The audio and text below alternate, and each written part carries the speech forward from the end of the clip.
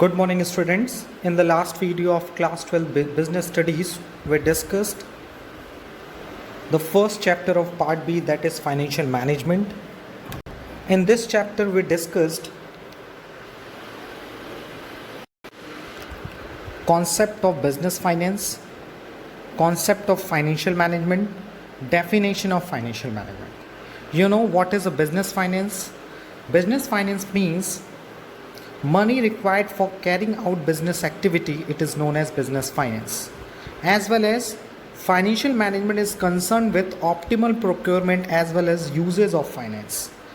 The aim of financial management is reducing the cost of fund procured, keeping the risk under control and achieving effective deployment of such fund. As well as we discussed a lots of duties of financial manager in a business firm. That is one, identifying various sources of finance in terms of risk and their cost, timely procurement of funds of procurement are to be invested in such a way that returns are greater than the cost of procurement. So the third duty of financial manager is return is greater than the cost of procurement. Number 4, sufficient availability of fund and funds are not lying idle. It means fund का utilisation होना चाहिए और sufficient fund business में available होना चाहिए. So at the last we can say financial management is an area of financial decision making, harmonising individual motives and enterprises goal. So in the today's video we will move to the next topic of this chapter, that is importance of financial management. The role of financial management cannot be overemphasized since it has a direct bearing on the financial health of a business. Almost all items of financial statement are affected by them. अगर हम financial management की importance की बात करें तो हम ये नहीं कह सकते, हम ये कह सकते हैं सॉरी, और हम ये कहने में अतिशयोक्ति नहीं होगी. ओवर एम्बेसिस का मतलब होता है अतिशयोक्ति. हम कोई बात बढ़ा चढ़ा के नहीं कहेंगे, क्योंकि बिकॉज ऑफ फाइनेंशियल मैनेजमेंट हमारा बिजनेस का जो फाइनेंशियल हेल्थ है वो डायरेक्टली इफेक्ट होता है. अगर एक बिज़नेस का फाइनेंशियल मैनेजमेंट बहुत अच्छा है सो बिज़नेस की फाइनेंशियल हेल्थ भी अच्छी होगी. जैसे अगर हमारे लाइफ स्टाइल का अगर हम बात करें, हमारी लाइफ स्टाइल का जो मैनेजमेंट है वो अच्छा है, टाइम पे प्रॉपर हम उठते हैं, टाइम पे सोते हैं, टाइम पे खाना खाते हैं, टाइम पे एक्टिविटी करते हैं, हाँ, so such kind of things helps to our physical health, हमारे मेंटल एंड फिजिकल हेल्थ को काफ़ी मेंटेन करके रखता है. उसी तरह से बिज़नेस की हेल्थ के लिए, बिज़नेस की फाइनेंशियल हेल्थ के लिए फाइनेंशियल मैनेजमेंट की ज़रूरत होती है. ओके, तो हम लोग अपने टाइम टेबल प्रिपेयर करते हैं, उसके अकॉर्डिंग हम अपना काम डे टू डे का सारा वर्किंग करते हैं. उसी तरह से बिज़नेस को भी मैनेज करने के लिए एक प्रॉपर फाइनेंशियल मैनेजमेंट होना बहुत ज़रूरी है, because financial management have direct influence on the financial health of the business. Almost all items of the financial statement are affected by them, क्योंकि फाइनेंशियल स्टेटमेंट के जितने आइटम्स होते हैं वो फाइनेंशियल मैनेजमेंट उसको कवर करता है और उनके बारे में प्रॉपर स्ट्रैटेजी प्रोवाइड करता है. The first is the size and the composition of fix assets of the business. If you are talking about the financial management, you know very well financial management की help से हम एक proper procurement of fund decide करते हैं कि हमें fund कहाँ से रेज करना है, borrowed फंड रेज करना है कि इक्विटी फंड रेज करना है. As well as we are talking about the investment decision, कि जो प्रोक्योरमेंट ऑफ फंड आया यानी जो फंड आया उसको हमें प्रॉपरली कैसे इन्वेस्ट करना है, how to invest this money to get a higher rate of return, यानी हमें ज़्यादा से ज़्यादा रिटर्न मिले. अब रिटर्न हायर कब मिल सकता है, जब हम उसका अच्छे से इन्वेस्टमेंट करेंगे. सो इन्वेस्टमेंट कहाँ करते हैं, या तो बेसिकली हम लोग day to day operating activity के लिए इन्वेस्टमेंट करते हैं या फिर किसी फिक्स्ड एसेट्स को परचेस करने के लिए करते हैं. So that's why we can say financial management की हेल्प से हम अपने फिक्स एसेट्स यानी बिजनेस की फिक्स एसेट्स के साइज एंड कंपोजिशन को डिसाइड करते हैं. Okay, so decision to invest a sum of ₹500 crore in fix asset would raise the size of fix asset block by this amount. यानी financial management में अगर ये decision लिया गया कि हम 500 करोड़ रुपए का इन्वेस्टमेंट करेंगे फिक्स एसेट्स में, तो कहीं ना कहीं 500 करोड़ रुपए उस एसेट्स में इन्वॉल्व हो गया और एक तरह से वो पैसा ब्लॉक हो गया. So the first importance of financial management is to determine the size and composition of fixed assets. यानी with the help of financial management हम अपने फिक्स एसेट्स की साइज एंड कॉम्पोजिशन डिसाइड करते हैं. What is size? Amount. It mean it can be known as the amount. जैसे हम अपने पैसा अर्न करते हैं, सेविंग से हम अपनी प्रॉपर्टी अरेंज करते हैं, तो हमारी एक तरह से वो साइज़ हो गई कि मेरे पास 1 करोड़ रुपए की प्रॉपर्टी है, 2 करोड़ रुपए की प्रॉपर्टी है, such kind. And composition means the area where are you invested money. जैसे आपने 1 करोड़ रुपए में बाइक खरीद ली, लैंड खरीद ली, बिल्डिंग खरीद ली, प्लांट खरीद लिया, तो such kind of things. So composition means where are you invested and size means how many invested money. Okay, so the next one is quantum of current assets. You know very well what is current assets. Current assets का मतलब होता है all those assets जिसका businessman business करता है, which is known as the working capital. So with the help of financial management we also decide how much money invested in the working capital. यानी हम अपनी वर्किंग कैपिटल में कितना invest करना चाहते हैं. वर्किंग कैपिटल का भी वो कौन सा पार्ट? करंट एसेट्स का पार्ट. करंट एसेट मतलब any asset which are converted into cash within 1 year. इसमें स्पेशली आता है कैश. हमें कैश के बारे में सोचते हैं, कैश एट बैंक के बारे में सोचते हैं. We are talking about the bills receivable, we are talking about the debtors, we are talking about the goods, how many stocks stored by the business. ये सारे पॉइंट्स पे हम लोग फाइनेंशियल मैनेजमेंट डिस्कस करता है. अगर फाइनेंशियल मैनेजमेंट ने ये डिस्कस किया कि हमें 500 करोड़ रुपए का वर्किंग कैपिटल मेंटेन रखना है, it means current assets maintain रखना है, तो उसमें वो डिसाइड करेगा कि कितना उसे कैश में फॉर्म में मेंटेन रखना है, कितना बैंक के फॉर्म में इन्वेस्ट करना है, कितना उसे एज ए गुड्स अपने पास स्टोर करके रखना है. गुड्स में भी कई क्राइटेरिया है, रॉ मटेरियल है, WIP है, फिनिश्ड प्रोडक्ट है, तो उसे इन सारी चीज़ों की अवेलेबिलिटी होनी चाहिए ताकि बिजनेस की जो वर्किंग है वो कंटिन्यू मोड में रहे, उसमें कोई दिक्कत ना आए. So basically we can say with the help of financial management we decide the size and composition of fixed assets as well as the quantum of current assets. You know, with an increase in the investment in fixed assets there is a commensurate increase in the working capital requirement. Yes, जितना ज़्यादा हम अपनी fix assets increase करेंगे तो fix assets क्यों increase कर रहे हैं? हम प्लांट क्यों खरीद रहे हैं, मशीनरी क्यों खरीद रहे हैं? हम उससे प्रोडक्शन करना चाह रहे हैं. और जितना ज़्यादा हमारे पास मशीनरी होंगी, जितना ज़्यादा हमारे पास प्लांट होगा, प्रोडक्शन भी उतना हमारा एक्सपेक्टेशन ज़्यादा होगा. अब प्रोडक्शन कैसे होगा? विदाउट रॉ मटेरियल प्रोडक्शन हो सकता है? No. So with the help of raw materials आप कहीं ना कहीं अपने मशीनरी को, अपने प्लांट को यूटिलाइज करेंगे. सो दोनों ही कह सकते हैं एक दूसरे के बिना इनकम्प्लीट है. अगर हम सपोज AC परचेस करके ले आए तो हम we are thinking about the कि I have a AC, but AC हवा तब देगा जब आप उसको ऑन करेंगे एंड डे टू डे उसको चलाएंगे. और चलाने के लिए आपको उसके बिजली बिल भरना पड़ेगा, इलेक्ट्रिसिटी बिल भरना पड़ेगा. सो इलेक्ट्रिसिटी बिल भी आपको इन्वेस्ट करना पड़ेगा. This is such kind of input, तभी तो आउटपुट आएगा. यानी आप अपनी मशीनरी को तभी यूज़ कर सकते हैं, प्लांट को तभी यूज़ कर सकते हैं जब उसके ऊपर raw material, labour and other types of bill and depreciation bear करने की कैपेबिलिटी होती है. सो कहीं ना कहीं increase in the fixed assets will increase in the quantum of current assets. The next one is the amount of long term and short term fund to be used. With the help of financial management among others involve decision about the proportion of long term and short term funds.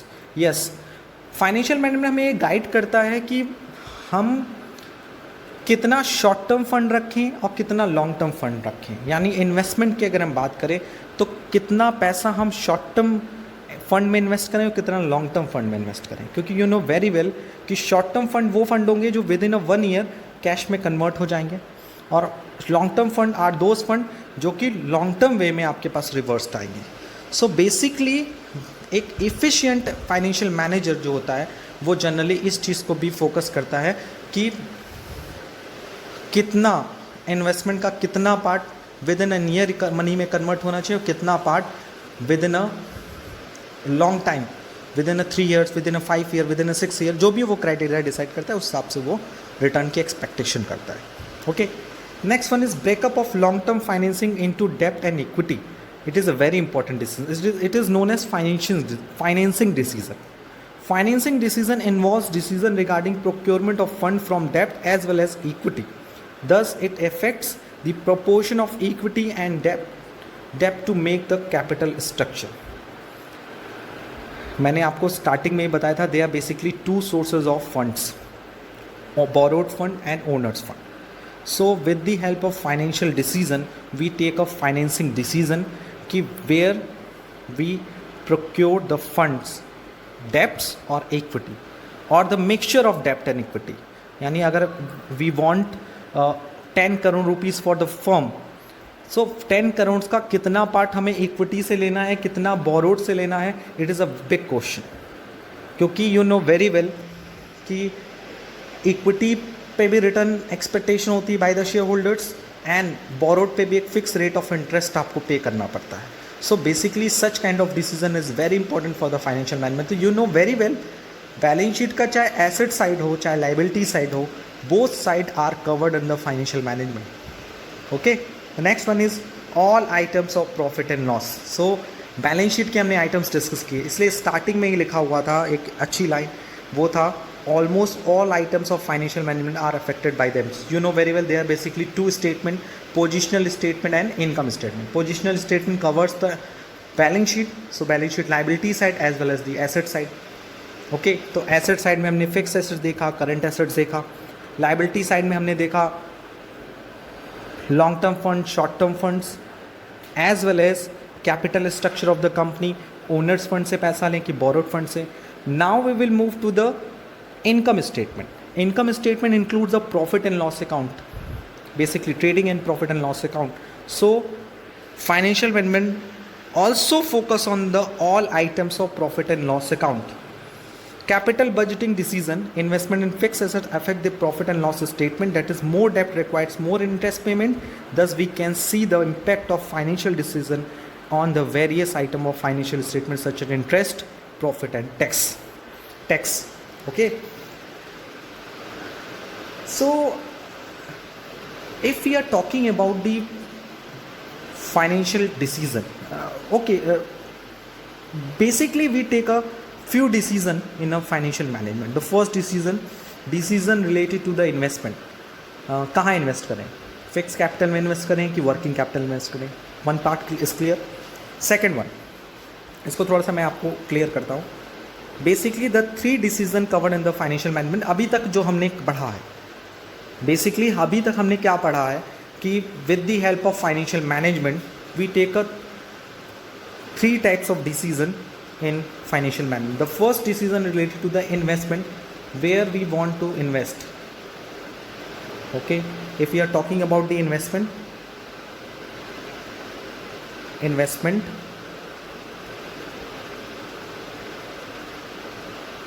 second we are talking about the procurement means arranging of debts, that is financing, कि कहाँ से पैसा आएगा कहाँ से, पैसा invest कहाँ करना है. And third one is talking about the dividend. ये भी हमारा फाइनेंशियल मैनेजमेंट ही तय करता है. So dividend interest is a part of financing decision. You know very well कि जब हम फाइनेंसिंग लेते हैं तो we are thinking about the dividend and interest. क्योंकि अगर ओनर्स फंड से वो पैसा लेगा तो डिविडेंड देना पड़ेगा, बोरोड से लेगा तो उसे इंटरेस्ट देना पड़ेगा. और जिसे कहते हैं hybrid security, that is preference share, तो उस पर वो डिविडेंड ही पे करता है क्योंकि उसमें दोनों की क्वालिटीज़ होती हैं, फिक्स रेट ऑफ डिविडेंड होता है. सो उस पर उतना डीप नहीं जाना है. Basically we are talking about in the last video we discussed already in the 2 types of decision included in the financial management. First, पैसा आएगा कहाँ से. सेकेंड, पैसा जाएगा कहाँ से. अब पैसा आएगा तो हमें उस पर इंटरेस्ट देना पड़ेगा. पैसा आएगा, डिविडेंड देना पड़ेगा. प्रॉफिट कमाएंगे हम, उस पर क्या देना पड़ेगा सर, उस पर तो हमें वो देना पड़ेगा, क्या बोलते हैं उसको, टैक्स देना पड़ेगा. Okay, the next one we are talking about the investment में अगर हम फिक्स कैपिटल में इन्वेस्ट करते हैं सो हमें अपनी फिक्स एसेट्स का क्या पे करना पड़ेगा. फिक्स एसेट्स का सर आपको पे करना पड़ेगा डेप्रिसिएशन. अगर हम रेंट पे मशीनरी लेते हैं तो क्या पे करना पड़ेगा, रेंट लेंगे, लीज देंगे, रॉयल्टी देना पड़ेगा. Such kind of item is related to the profit and loss account. यही मैं बात समझाना चाह रहा था कि if we are focus on the items appeared in the balance sheet, so हम automatic we also covered also focus on the all the items of profit and loss account. जैसा इसमें एक एडजस्टमेंट दिया है कि अगर हम फिक्स एसेट्स में इन्वेस्टमेंट करते हैं तो एंड लॉसेस अकाउंट में भी इफेक्ट करता है, क्योंकि अगर हम जितना ज़्यादा डेप्ट लेंगे उतना ज़्यादा हमें इंटरेस्ट देना पड़ेगा और फिक्स एसेट्स पे हमें डेप्रिशिएशन बियर करना पड़ेगा. And depreciation is also part of profit and loss account. So हम कई तरह के interest, profit and tax provide करते हैं. सो बेसिकली आई होप कि जब भी आप इम्पोर्टेंस ऑफ फाइनेंशियल मैनेजमेंट के बारे में डिस्कस करेंगे, the importance of financial management covered all items of financial statement. The first one, size and composition of fixed assets, quantum of current assets, the amount of long term and short term fund to be used, breakup of long term financing into debt and equity, all items of profit and loss account. Okay,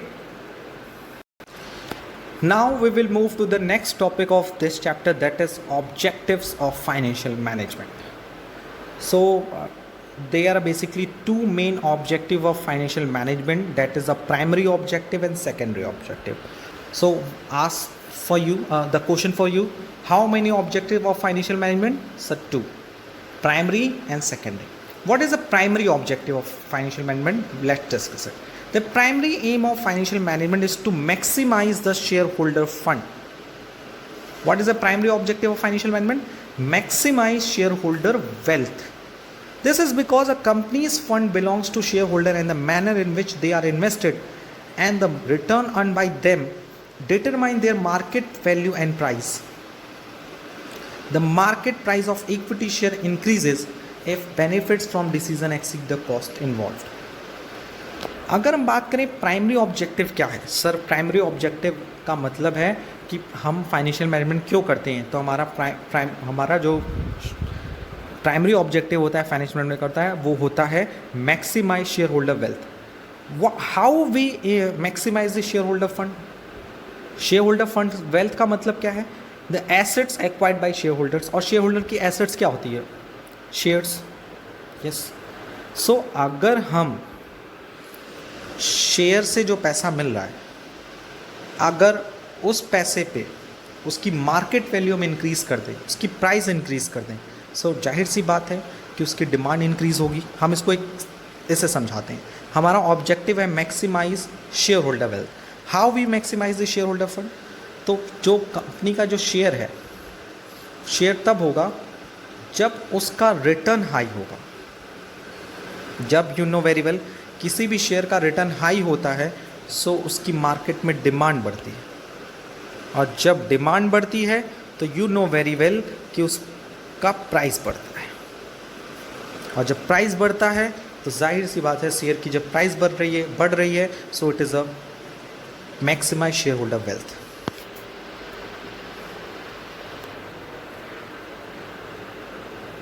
Okay, so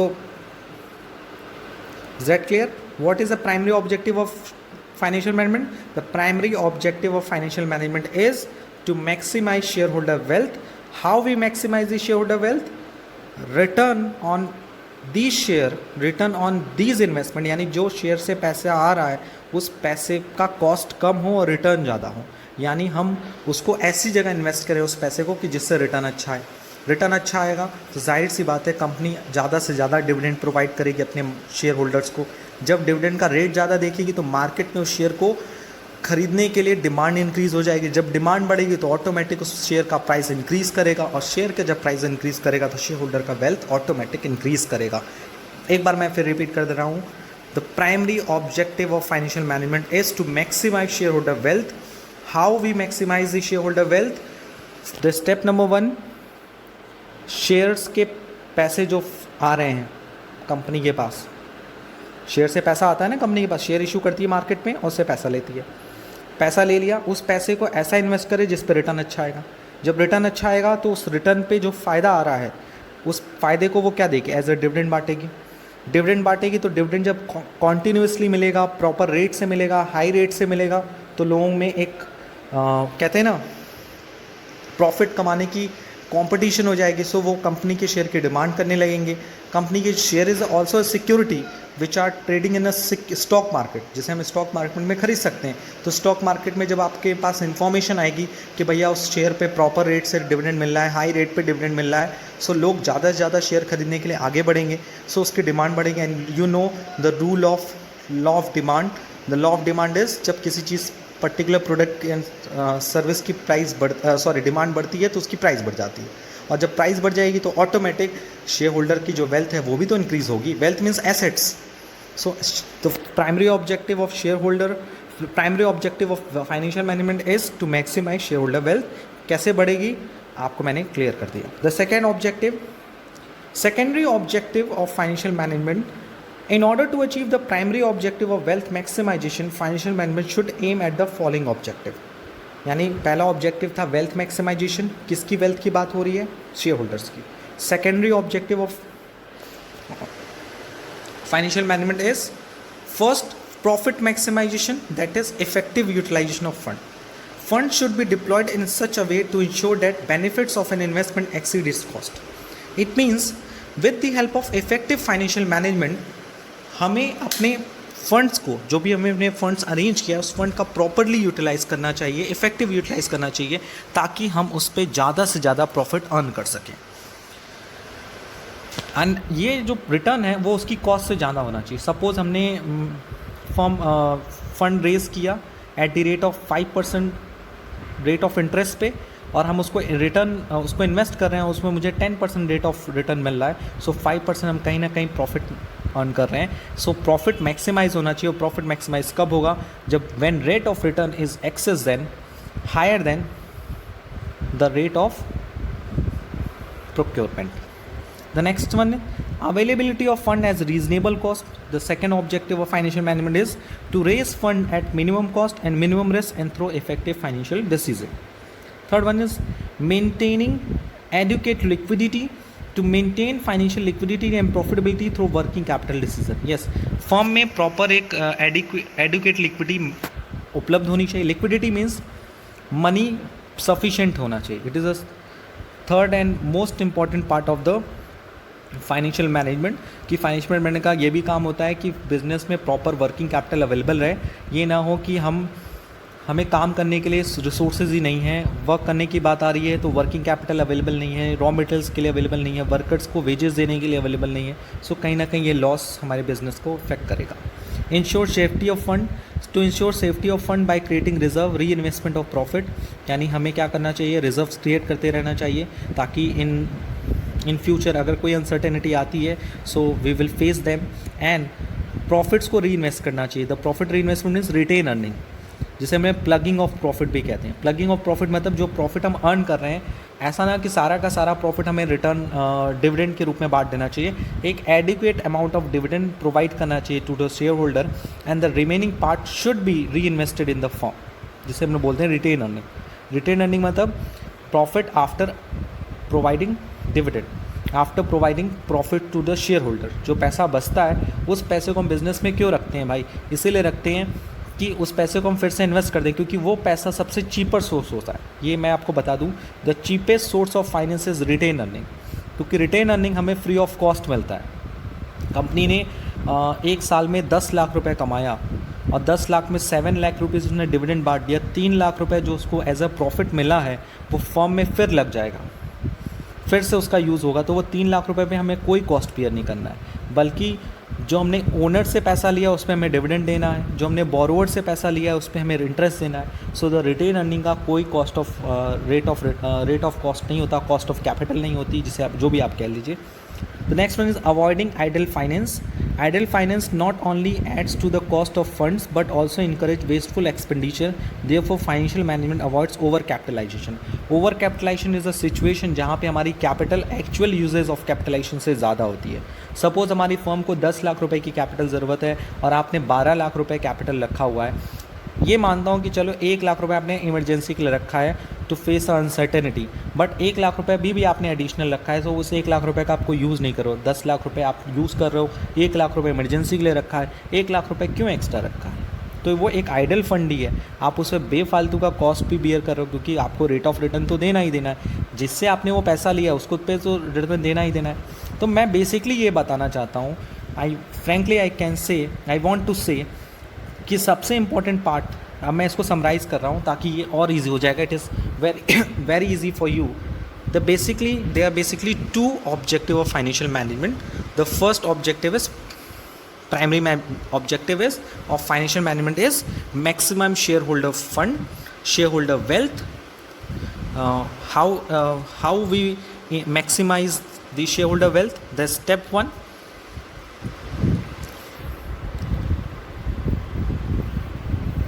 return on such fund must be higher the cost of procurement. Okay, so जो पैसा हमें share holder से मिला है उस पैसे पे हमें ज़्यादा से ज़्यादा रिटर्न लाना है।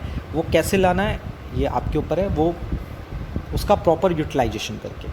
सेकंड, जब उस प्रॉपर आप उस पर डिविडेंड पे करेंगे, पे अ regular dividend, pay a higher rate of dividend, जिसे कह सकते हैं adequate rate of dividend provide करना चाहिए शेयर होल्डर को।